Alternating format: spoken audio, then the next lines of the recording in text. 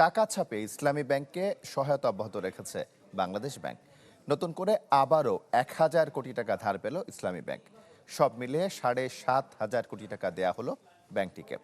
এদিকে ব্যাংক আইনের বেশ কিছু ধারার পরিবর্তনের সুপারিশ করেছে ব্যাংক মালিকদের সংগঠন বিএবি। টানা কর্মসূচির অংশ হিসেবে এবার কেন্দ্রীয় ব্যাংকে ইসলামী ব্যাংক সচেতন গ্রাহক ফোরাম। সকালে ফোরামের 3 সদস্যের একটি দল বাংলাদেশ ব্যাংকে যান। এ সময় গভর্নর তাদের সঙ্গে বৈঠকের জন্য ডেপুটি গভর্নর কবির হোসেনকে ঠিক করে দেন। তার সাথে দীর্ঘক্ষণ বৈঠকে দাবি দেওয়া তুলে ধরেন তারা। বৈঠক শেষে জানানো হয়, আইন অনুযায়ী সকল দাবি পূরণের আশ্বাস দেয়া হয়েছে ইসলামী ব্যাংক সচেতন গ্রাহক ফোরামকে। ব্যাংকের পুরনো এমডি ওমর ফারুক ঢালাইয়ের সেরা প্রিমিয়ার সিমেন্ট খানকে ফেরানোর বিষয়ে নতুন পর্ষদ সিদ্ধান্ত নেবে বলে জানান তারা।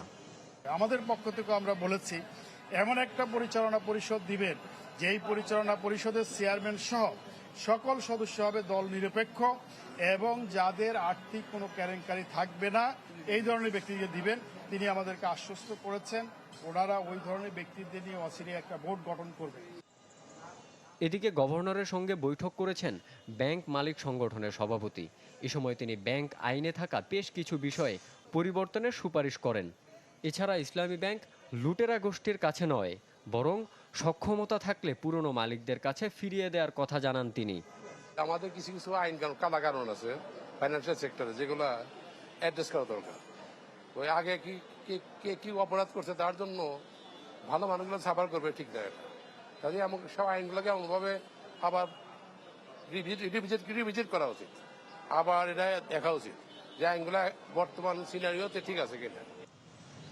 তারল্য সংকট কাটাতে সব মিলিয়ে মোট 7,500 কোটি টাকার ঋণ দেওয়ার কথা হয়েছে ইসলামী ব্যাংককে। রনক মাহমুদ সৌরভ, চ্যানেল 24, ঢাকা।